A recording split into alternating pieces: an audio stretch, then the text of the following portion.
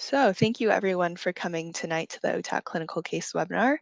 Tonight's topic is Getting Behind the Wheel, Driving Safety in OAT, and will be presented by Dr. Michael Maclean, who is an advanced trainee in addiction psychiatry and also drug health registrar at Sydney Local Health District. I'd like to begin by acknowledging the traditional custodians of the country and lands on which we meet and recognize their continuing connection to land, water, and culture. This is just a brief overlook of the registrations for tonight. We do have a lot of representation from the metropolitan participants, but we also have regional and a good amount from interstate. And thank you all for coming. And also these are the specialties of or roles of people who have signed up for tonight. So as usual, a lot of general practitioners and pharmacists, but also seeing people from every category, which is really great to see. And a brief overview of what the clinical case webinars are. These are monthly webinars that we hold from 6 to 7 p.m. The session is recorded and made available on the OTAC website for viewing later. And for those who attend live, we will provide a certificate for CPD that you can use to log your own points. And I just want to mention that the OTAC scholarships have opened. They just opened yesterday, and they're open to unaccredited GPs and nurse practitioners working in private settings, and you can receive up to $2,000 based on completion of accreditation milestones, and there's more information on the OTAC website. So just some brief housekeeping before I turn it over to Michael. Please keep yourselves on mute. If you have any questions, please feel free to put them in the chat. We have Dr. Sharon Reed with us here who will monitor the chat for questions, and we'll answer questions at the end of the presentation because Michael has a lot of good information and interesting cases to go through today. As a reminder, webinars are recorded, so please do not reveal any identifying information, and please be considerate and polite. So now I'd like to turn it over to Dr. Michael Maclean. Thank you. Great, thank you, Jess. I'll just share my slides here and then we'll get started. So as Jess pointed out, I'm a current addiction psychiatry trainee at Royal Prince Alfred, and I'll really base this talk around application for our daily practice, coming across patients in outpatient clinics, consults, but it's also aimed at clinicians in the community, pharmacists, GPs, and the cases really reflect that. So I hope you all had a pretty busy day, but that you can relax now and learn some information around driving safety and opioid agonist therapy. And we'll just sort of get into some of the objectives for the talk. So really it's going to be around becoming quite familiar with the New South Wales driving legislation and how that applies to us as prescribers on opioid agonist therapy. And our patient cohort often has concurrent substance use issues and problems, so how to manage that.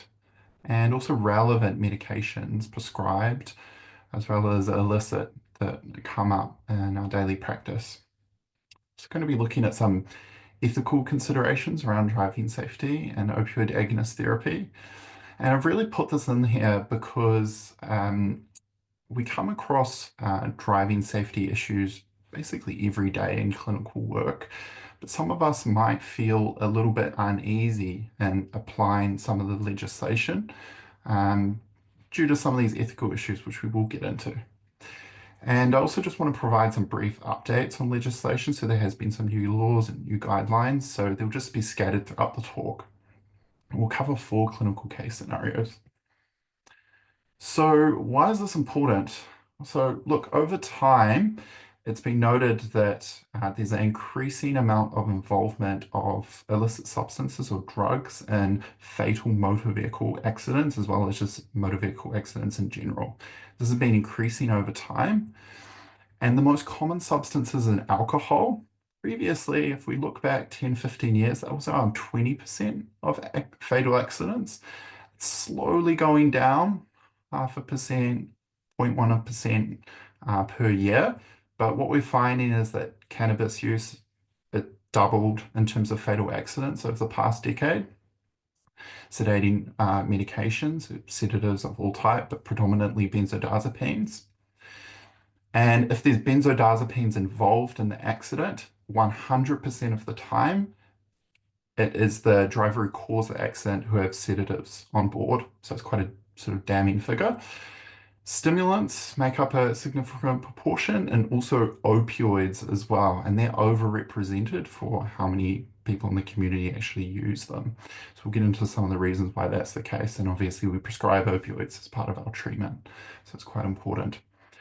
So really, when we think about driving and the driving task, it's a combination of roading, infrastructure, enforcement by police, traffic light systems, and actually the driver and the car that they're driving as well, their physical health as well as their mental health, their level of alertness. And all these combine together to present motor vehicle accident or road traffic accident risk. Now, if we look at who's responsible for different aspects in this kind of diagram in this risk matrix here, it's Transport for New South Wales. So they're responsible for the roading infrastructure, vehicle safety, standards, licensing, legislation. And we will come back to licensing because that's really the key part where we interact with Transport for New South Wales. From our perspective in New South Wales Health, or private clinicians as well, GPs in their own practice, pharmacists in the community. Really, our responsibility is to the patient, making sure that they're safe and making sure that others are safe on the road. And that involves actually asking about driving safety and relevant questions to that, assessing it, and actually advising patients when it's safe to drive, when it's safe to uh, turn up to the clinic for reviews, turn up to the pharmacy to dose, versus when they might opt to sort of take a day off driving here or there. We're also responsible for fitness to drive assessments. And there's also a role of quote unquote discretionary reporting where we can go directly to Transport for New South Wales and to describe our concerns around licensing for particular patients and individuals we come across. And then finally, there's the enforcement of these laws. So interlock devices, mobile drug testing vans. So that's really up to law enforcement there. And they kind of bridge that gap there. So the sort of relevant legislation, which is important for us, um, huge amounts of content in there related to drug driving, uh, alcohol, substance use just in general, but very little in this legislation here in the Road Transport Act actually applies to us, but we'll tease that out. And then subsequent regulation, so a regulation for an act is just clarifying certain aspects of the initial act. So we'll go into some of those regulations which were updated in 2021. So really, if we think about opioid agonist therapy and its sort of road traffic accident risk, a really interesting systematic review came out in 2023, and it showed that patients, well, this is a large study and global participants, but it was completed in Taiwan, showed that patients who were on methadone maintenance therapy basically had a doubled relative risk increase in terms of motor vehicle accident while they were taking methadone. However, when we actually control for aberrant use or comorbid use, this risk was really no greater than the average population, especially after 90 days, so 90 days after induction. And that's due to tolerance effects.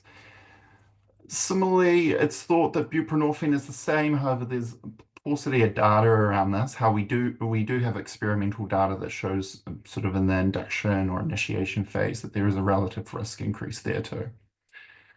And really, a patient who ends up in a motor vehicle accident and is found to have these substances on board through testing that they do have a medical defense because we are prescribing them at that, and provided they're taking it in accordance with our instructions, their defense is that they're just taking their medication as prescribed. And that's why our advice around prescribing medication needs to be very clear and documented well in the notes in case they're later subpoenaed before the court.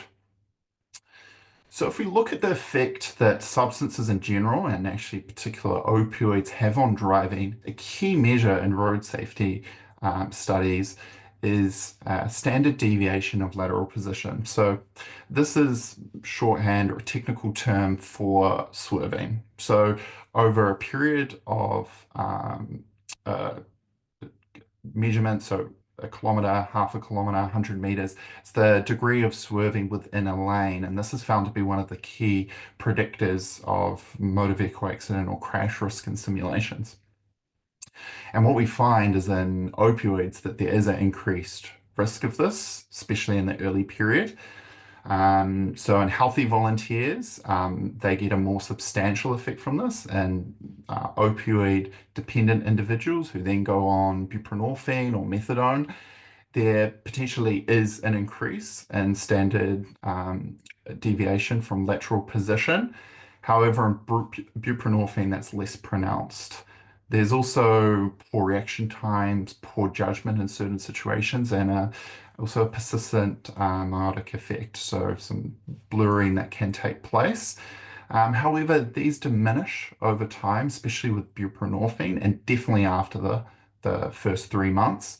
Um, so how do we sort of minimize those kind of like short-term risks in patients we're seeing for opioid agonist therapy? We're starting someone on buprenorphine or methadone. So generally, the sort of recommendations in New South Wales as per our guidelines is if we're initiating someone on, say, sublingual buprenorphine or even depot, really patients shouldn't be driving for 2 weeks.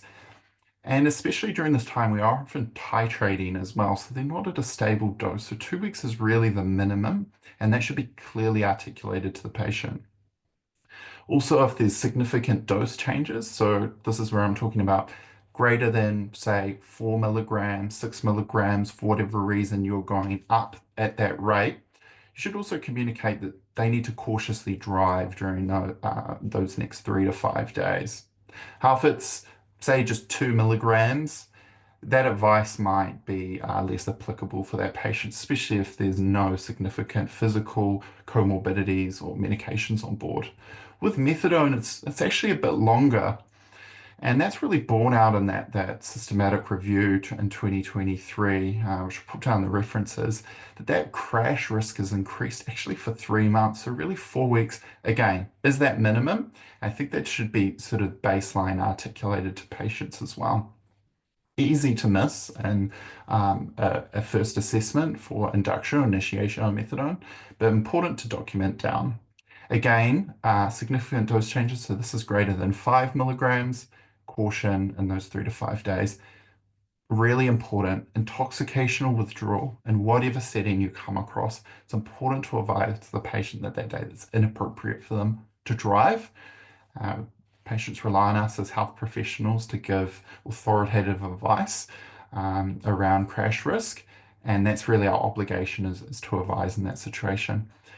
Now, we can consider contacting the police. However, it's not mandated, but clearly that advice is. So really, when we think about drugs and driving, we think about intoxication, police pulling someone over, maybe saliva test, maybe they're driving under the influence, that's intoxication. But what we see is we see dependence, we see substance use disorders, and we know that it's much more than just the acute effects of the drug. There's also composite withdrawal. Then there's a preoccupation with that substance leading to ICD-11 criteria for dependence or DSM-5 criteria for use disorder. So it comes with a whole slew of other symptoms, and they have neurophysiological correlates. So if we actually look at intoxication, it deactivates the frontal lobe, so our reduced reaction times if an emergency happens on the road, our impulsivity, speeding risk. Additionally, with withdrawal, we can get activation of a sympathetic nervous system, increased emotionality, impulsivity. And again, this sort of preoccupation with the substance can lead to salience misattribution. Maybe that red light, traffic light that you're coming up to has less significance to you when you're thinking about substances. And then obviously there's the non-direct effects, which are really important as well. So these are all the additional sequelae that come with a substance use disorder, specifically opioids as well. So it's been noted that cognitive impairment is linked to chronic use. Part of this is from intravenous drug use leading to overdoses, hypoxic episodes, and microvascular damage leading to impaired executive decision making, reaction times, processing speeds. Additionally, there can be sort of neurological sequelae, paresthesia, numbness, impaired proprioception, hepatic damage, encephalopathy. All these would impact on driving risk assessments. So we can clearly see that the health consequences extend beyond addiction itself. So what we need to think about also when we're in our assessment is not just that short-term intoxication risk, but really what is and this is what the Roads guidelines really ask us, is what are the long-term risks of the patients that we're coming across in terms of their driving and their driving safety. So we need to complete these driving safety assessments when we initiate uh, opioid agonist therapy, when there's these significant dose changes, or when there's disengagement or change in the situation. Maybe the person is developing a new substance use disorder or comorbid physical condition. So part of that assessment is really looking at concurrent medications. Maybe they're on a sedating, maybe on a tricyclic antidepressant or an antipsychotic with histaminergic effects. This weighs in, and we can't just push it to the side and say, well, no, we're addiction specialists or we're just focusing on opioid agonist therapy. We need to consider it overall. Similarly, concurrent substance use. If there's sedatives on board, like benzodiazepines, for example, that dramatically increases the risk. If not, that is the majority of the risk in patients who are on OAT. Cannabis, stimulants, really looking at other physical comorbidities. Does the patient have a respiratory condition, a cardiac condition? How do their substance use compound that effect and that risk? Are they drowsy on the road because they're OSA, they're taking benzodiazepines as well, for example? Psychiatric comorbidities, borderline personality disorder, maybe a Axis 1 diagnosis, auditory hallucinations, they're distracting. And then based on all of that, we need to think about, do they already have licensing conditions in place? Uh, do they have a license at all? Are they driving without a license? What do we do in that situation? So asking all these questions during assessment and really focusing on, are we able to optimize some of these? Could we maybe contact their prescriber for, say, their cannabis? Do they need to see a respiratory physician around their OSA? Can their antidepressants be modified? Not just thinking narrowly, but broadly on how to optimize driving safety. So let's jump into our first case here. So just move this out of the way. Okay, so Mr. Stanley is a 40-year-old dockyard worker. He's on the opioid treatment program via a private prescriber, and he presents to the community pharmacy for supervised dosing. Pickup of 13 takeaways. Presumably he's on Suboxone. They appear intoxicated and agitated, waiting in line to pay. They are clutching their car keys and their ute is idling out the front of the pharmacy. They exclaim that they are late for work and then leave before dosing. Okay. These are their medications. Suboxone 24 milligrams, and that was recently increased by their prescriber. They're also on pregabalin by Dr. A. And then there's a different doctor who's prescribing amitriptyline. And they've both been increased recently. How would you, as a pharmacist, approach this situation? Good. Well, look, I think that the majority of you pop down E, and E is the correct answer. So I see a number of you put down The first one and the second one. So, advise the patient not to drive. Absolutely. Advising the patient that you'll contact their prescriber for medication review before dispensing. Also, very good idea. Maybe all the prescribers aren't aware that the patient is on a number of these different psychotropics. And again, advise the patient probably can't dose right now, delay it later on. Now, this is a tricky one here with D because I can't imagine a lot of us have been in this position before where we've actually called the police or we've delegated that to someone else. That's really what I'm calling for you to do today. If a patient's really unwell, intoxicated, or withdrawing, and you wouldn't be safe driving on the road with them, it's really your obligation. It's not mandated, it's your obligation to make sure that that patient's safe. Okay. Now, New South Wales actually put out some guidance on this. So, they have a managing driving safety for at-risk clients form. You'd have this sitting in your clinic, in the pharmacy, and ED. But it really looks at the critical issues that are involved. So, how to minimize their risk, coming up with an alternative plan for them. Can they call a family member? Can they go for a walk? Can they catch the bus? All these sorts of things. So you can find this online just by searching managing driving safety for at-risk clients. Look, we're going to jump into another case here. Just keep it going because these can be quite helpful. So the next case is Mr. Omar is a 52-year-old bus driver with probable OSA and opioid treatment program. He presents to ED with nausea and vomiting due to alcoholic pancreatitis. He drinks one bowl of whiskey daily while working for the past 10 years. There is no history of motor vehicle accidents or convictions around driving under the influence. A brief check of his commercial license reveals no conditions either. While admitted for conservative management to a hospital, he agrees to cut down and only drink after work. He plans to return to driving and refuses to self-notify to Transport for New South Wales, which you'd advised him to do. His medications are Buvidal, low dose, subcut injection. He's adherent to that.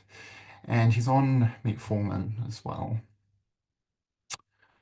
How would you, as the ED doctor or the admitting medical or surgical team, approach driving safety in this situation?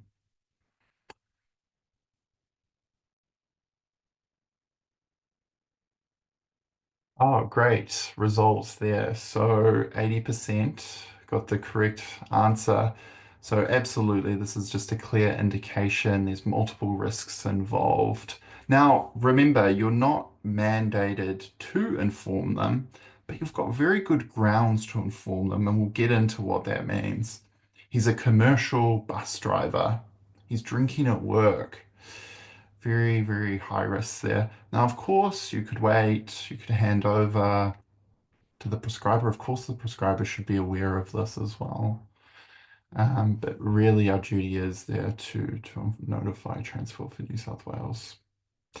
Handing over to the GP, it could go missing. Maybe this man doesn't turn up to his GP. Maybe he goes back to work on discharge, doesn't follow up with his GP. So.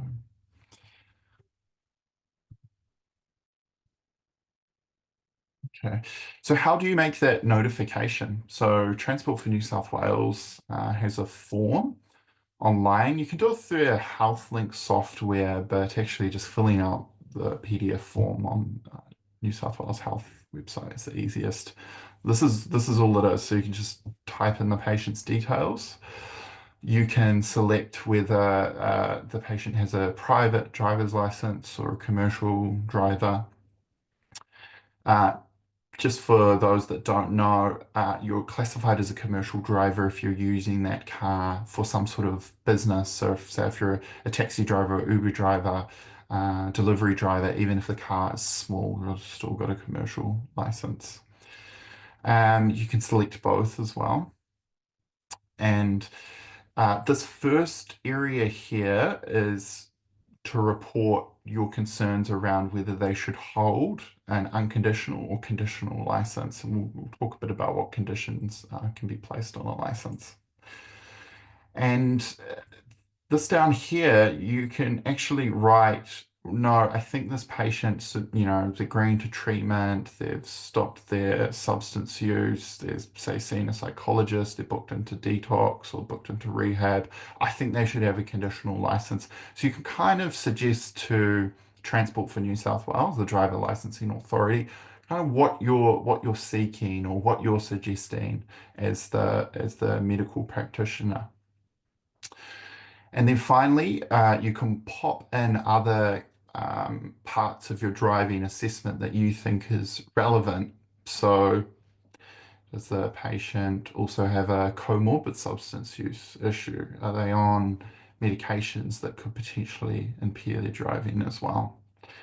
Now, it's important in this section not to over disclose. Remember, in certain situations and in this situation, the patient might explicitly tell you they don't want you to contact Transport for New South Wales. So technically, you're breaching confidentiality. And whenever you're breaching confidentiality, it's for the safety of the patient and the public, and also for legal reasons as well. Um, so list what's only relevant to the driving task there, and then just pop down your information there, and you can email it or send a physical letter through. They're based up in Grafton in New South Wales.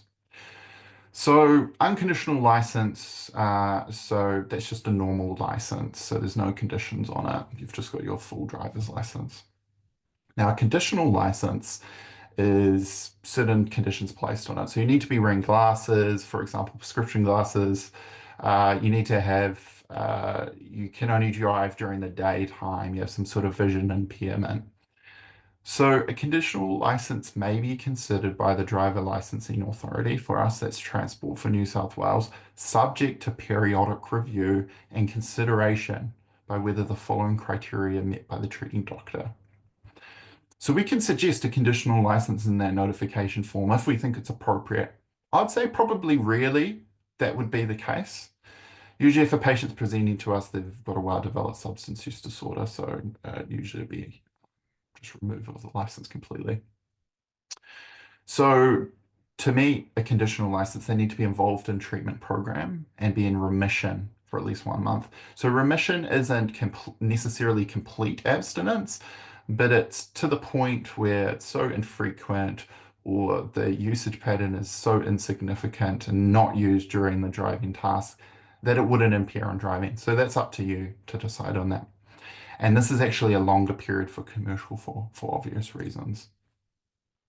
There's absence of cognitive impairment relevant to driving. Now, they put this in here because cognitive impairment can drastically reduce your level of insight and safety during driving. So if there's concurrent cognitive impairment, they usually request a sort of a further specialist assessment or occupational therapy assessment. And that there's an absence of end organ effects impact on driving. So if there's IVDU related, paresthesias or say proprioceptive issues, tactile issues, those need to be managed and assessed by appropriate specialists as well, urologist, orthopedic surgeon, for example. So let's get into another case. So case three, we've got 4 cases. Case three is Miss Smith. She's a 36-year-old female retail worker who presents for routine review of her methadone prescription with her GP. She was on methadone maintenance therapy 80 milligrams. She's on 4 takeaways a week. Your assessor is having developed a prescribed cannabis use disorder and a prescribed benzodiazepine use disorder and advise her not to drive. She agrees to a book detox in the near future, follow up with a psychologist around cognitive behavioral therapy for substance use, and to catch a public transport, so bus or train to work while attempting to cease both substances as per your advice. However, 1 month later, at follow-up to check in on how she's going and to write another script for her methadone, she reports difficulty in ceasing both substances and mentions she had trouble finding a car park out the front because of how sleep deprived she is. As her GP prescriber, how would you approach this situation?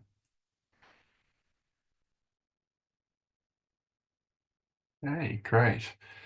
So again, doing really well. So the bottom answer, 63% of you got it right. So check whether the patient recalled previous advice and consider discretionary notification to Transport for New South Wales. I see some of you put the second one, which is also perfectly reasonable as well. So you're not mandated to contact the driver licensing authority. So even though I have it put as the correct answer, it could be sensible. The main point is here is that you had previously given that advice. Maybe you didn't give it to her in written form, but it was important to query why she hasn't remembered that advice or why she hasn't implemented it. If she hasn't recalled it, is there cognitive impairment at play? Or is it the case that she's just ignoring your advice? Has she forgotten it? Is there a memory issue? Does she not understand it? So that's why it's really important to check in and see the reasons. Maybe it's a once off. So I'll just pop it here and we'll just go into, because in that previous question there was an answer about, carry around a prescription for prescribed cannabis for the benzodiazepines, and that's really not a defense. So I'll sort of just go into this, especially in New South Wales. So in New South Wales, if you're pulled over, maybe you're committing a speeding offence, and then they're concerned, and the police are concerned, and they complete a drug screen and maybe a saliva test that comes back positive for cannabis, for example. It's not enough to say that you are on prescribed cannabis. Any presence of it in New South Wales is an offence, and minimum it's a fine and disqualification for 3 months.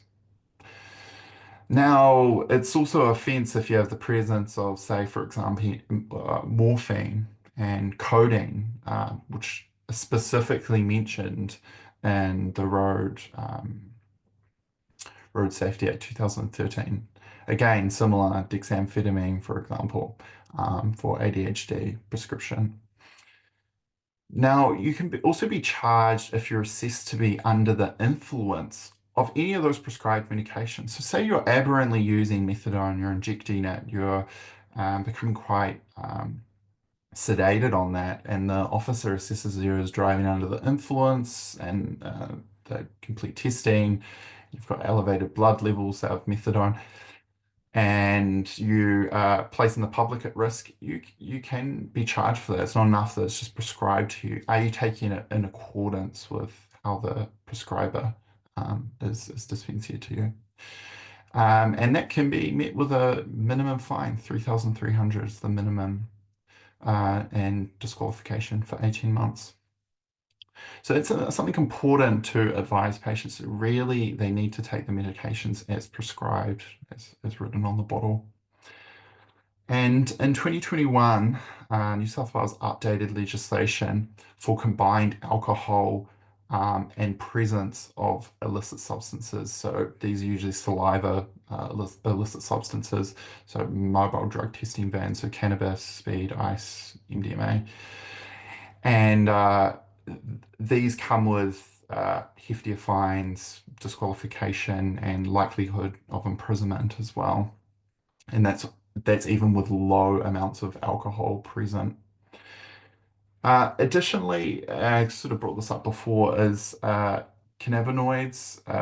So complete a saliva test as presence of cannabis. There's no medical defence in New South Wales for that. There is in Tasmania. Victoria are working on it, but there's none in New South Wales.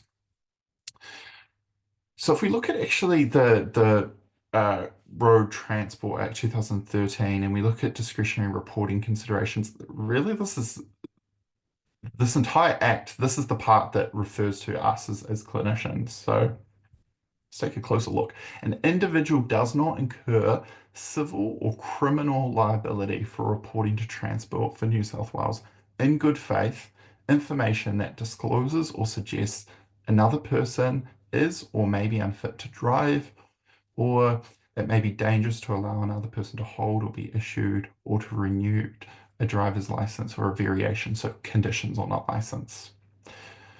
Now, this is a bit tricky for us. So it's not mandatory reporting. It's reporting that if we were found to have reported something that was a bit uncertain, we weren't sure on, we wouldn't be held civilly or criminally liable. So charges couldn't be brought against us, provided we were acting in good faith. So what's good faith mean? So it's a common law term, and it was actually described quite well in Kelly versus New Zealand Insurance Co case. And the judge put it as it's maintained these sort of three key factors. So fairness, reasonableness, standards of decency. Now, what does that mean to us as clinicians? We're dealing with a situation that is uncertain. Maybe that patient earlier told us, oh, no, I only drove this once, or actually, it was my friend that dropped me off there that struggle finding a park. So there's a lot of uncertainty there. You don't have all the evidence. So what that really means is acting in good faith is just acting ethically in uncertain situations. We don't have all the facts. And we'll kind of get into what sort of acting ethically is. So if we think about the Beauchamp and Childress ethical considerations, so, you know, with autonomy, patients should have liberty, decisions that they make, that they feel empowered to make in their own life, self-determination. But what I would say is that licensing in Australia, it's not a privilege, not um, uh, licensing is a privilege, should I say, and it's not a right. So licensing comes with certain conditions, either they're not listed on your license, that you're going to drive safely, adhere to the road rules, not use substances.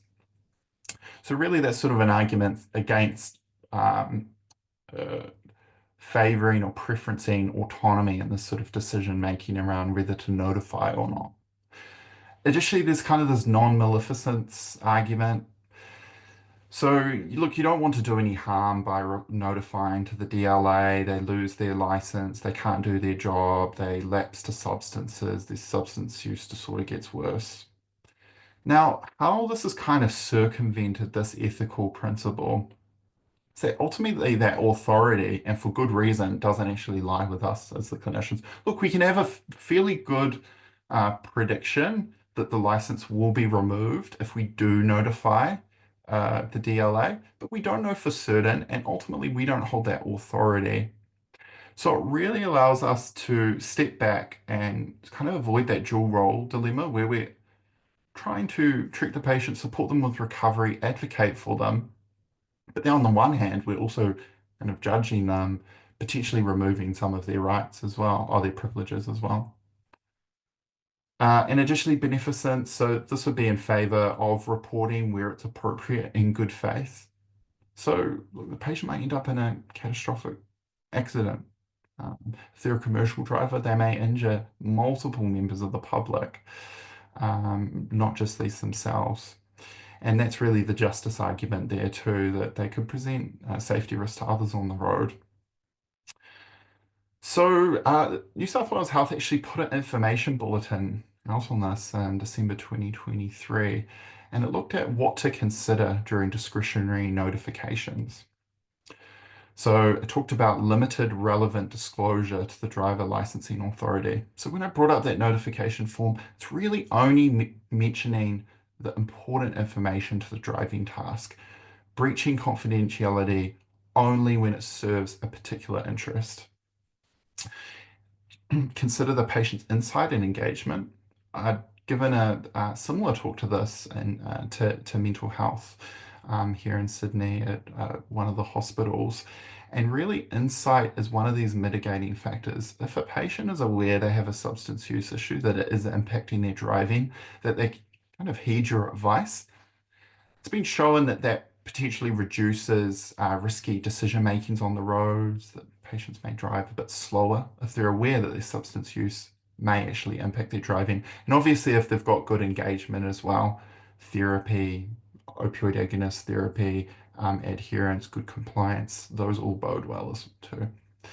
Consider whether there's that cognitive impairment. So that's what I was talking about in the assessment.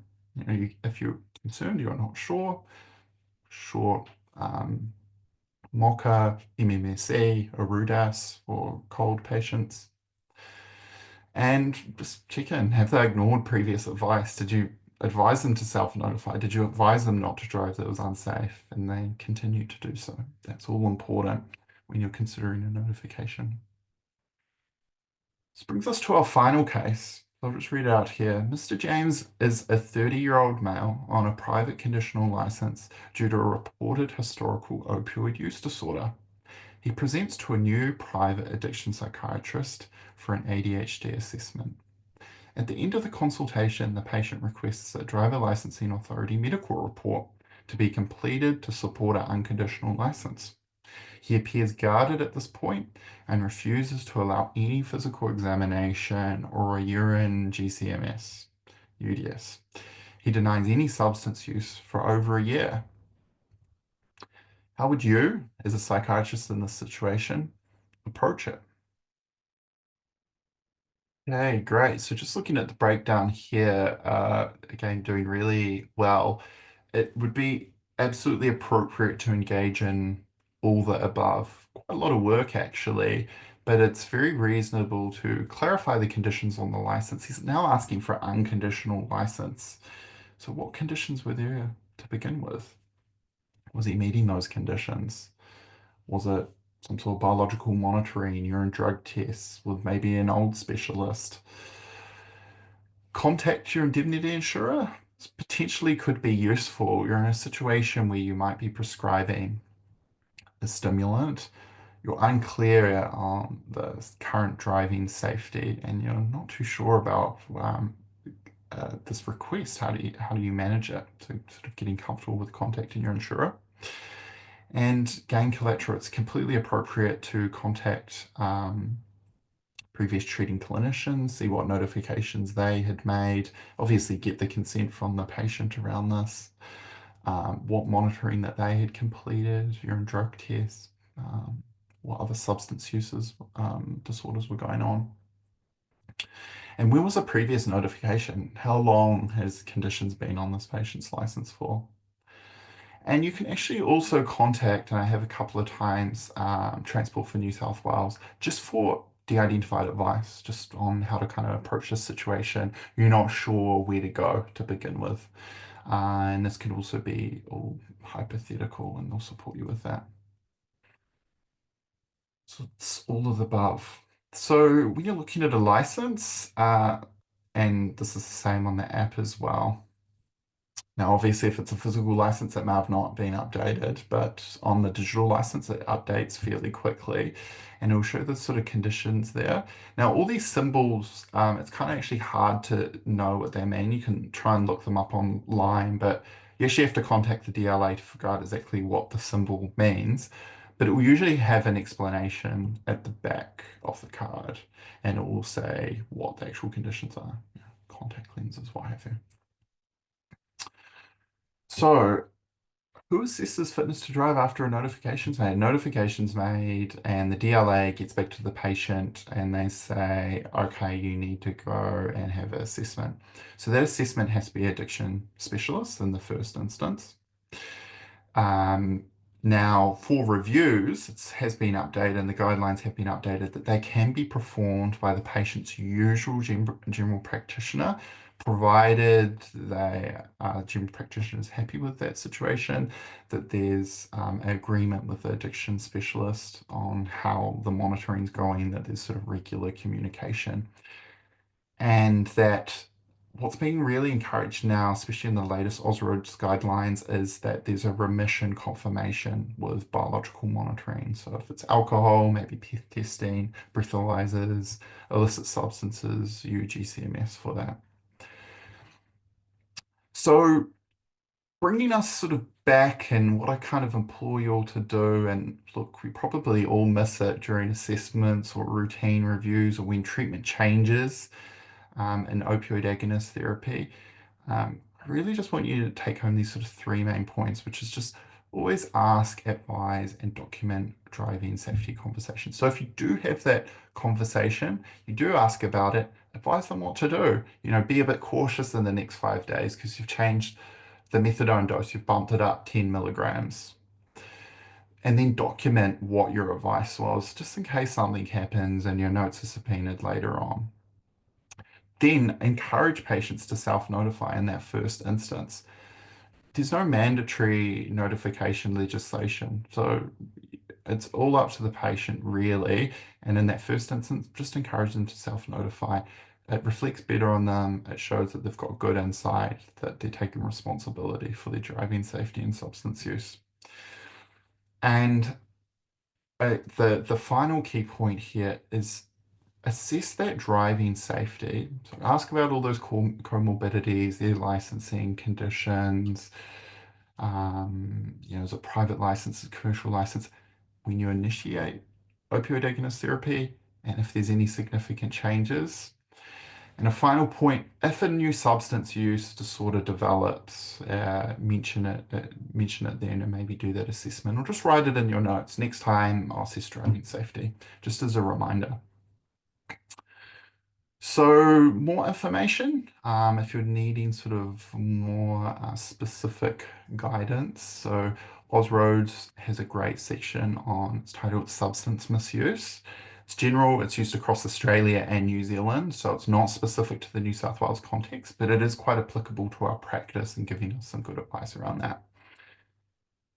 New South Wales clinical guidelines has sort of specific advice around time periods for no driving, for example, driving safety assessments. So that's really useful. And obviously, OTAC as well. So there's an OTAC course for this, which you can all complete. It's about 30 minutes. It's really great. Has some great questions in there too. So these are the references I've used, and I just want to come to some questions and comments. Anyone from the audience have any? Can I tell you about what's going on in the chat? Yeah, sure. Okay, so there's a couple of things, but first of all, excellent presentation. Thank you very much. Great clarification of, well, the rules, and also considerations around how to apply them. So that's good. Thank you. Just a few little things in the chat. Between Fanglu and Sridhar Barakalal Valley, Fanglu's asking, do you need to tell the patient you are going to report them to Transport New South Wales? And Sridhar has a response suggesting the first option is to discuss with the inpatient to encourage self-report if they're serious or adamant not to, that can't be addressed by the patient. We will inform them that we'll be notifying, taking into account our own safety issues if the patient's aggressive or violent. That's just an interesting last point that's raised about safety in some settings if a patient becomes quite angry. Yeah, those are great, really good points there. So there is no mandate for you to notify the patient that you're reporting to Transport for New South Wales. However, it's good practice, especially since you're breaching confidentiality, and it would be reasonable in your notes to document specifically why you have it in that certain circumstance, seek or sought to update them on notifying Transport for New South Wales. If the patient's aggressive, maybe it's not the right time, maybe you can schedule another time, but it's not mandatory to notify the patient before you notify Transport for New South Wales. Great, thanks, Michael. And another thing I wanted to ask you, maybe just you made a comment somewhere about listing what's only relevant to the driving task. So is that mean like don't overshare? What did you sort of mean by that? Yeah. So obviously the driver licensing authority, it's not a medical authority. They're not clinicians, and you need to tailor what information you share, which could impact on their driving. If they're on, say, they've got type 2 diabetes and it's not well managed, and they've got glove and stocking distribution, sensory changes, that's relevant. That's relevant to driving, to pressing the brake, to pressing the clutch, those sorts of things. So absolutely mention that. But if they've got hepatitis C and it was spontaneously cleared 6 years ago, that doesn't need to be mentioned. Good, thank you. That's good. And one more question, just for people in the audience that might not know, what is PEth? You mentioned PEth testing. Yeah, PEth testing. So that's a blood test that you can complete, and it shows whether the patient has been drinking heavily over a period of time, and can prove with fair certainty whether the patient's had exposure to alcohol or been drinking alcohol. So the reason why the OSRO's guidelines are changing in that regard is that self-report is fairly unreliable, especially when there's a gain to be made by minimizing or saying that there's complete abstinence. So biological monitoring is now being encouraged, and the DLA is really looking for monitoring to prove that. So whether that's PEth testing for alcohol or urine drug testing, it's really important and sort of standard practice nowadays. Yeah, that's good. Thank you very much.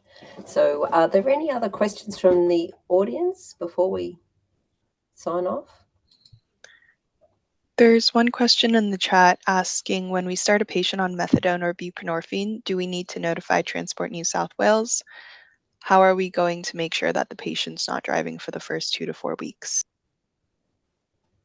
Yeah, so this comes down to sort of responsibility, and the patient has a responsibility holding a license to notify Transport for New South Wales if they continue using substances. So when you start a patient on methadone or buprenorphine, absolutely you do not need to notify Transport for New South Wales.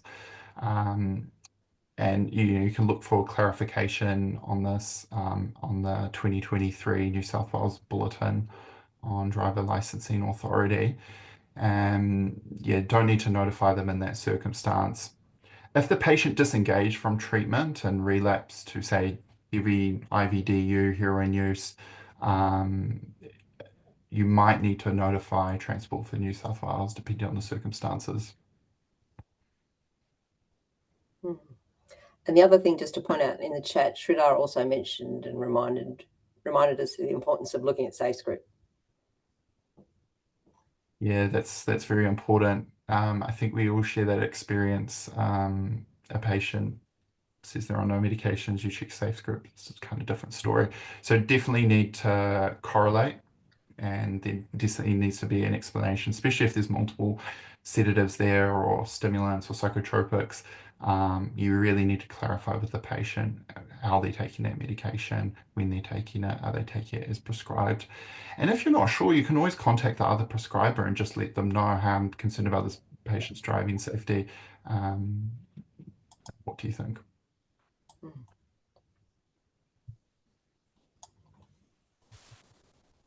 I also Great. just want to answer Fang's, it's the second part to Fang's question, which was, how were you going to make sure the patient is not driving for the first 2 to 4 weeks? You aren't, and it's really, the onus is really on the patient. You can ask them. Of course, they can be deceitful, they cannot remember, those sorts of things. But as long as you've documented it down, you've told them, you've really done your job in the eyes of the law. And yeah, that's kind of the answer. Great. Thanks very much, Michael. Any other final? Oh, no, we're 1 minute past 7, so it's probably time to say goodbye. Okay. Well, look, Thank you I very just much. want to say thank you to everyone for turning up this evening. I hope this all helps in your practice, maybe even tomorrow. And I just want to say a special kind thanks to OTAC for hosting and all the following. And thanks, Sharon, for co-hosting as well. I really appreciate that. And thanks, Jess, too. Thanks very much. Thank you, Michael. As a reminder, the presentation recording and a PDF version of the slides will be available on the OTAC website under the webinars tab. And so thank you again, Michael, and have a good night.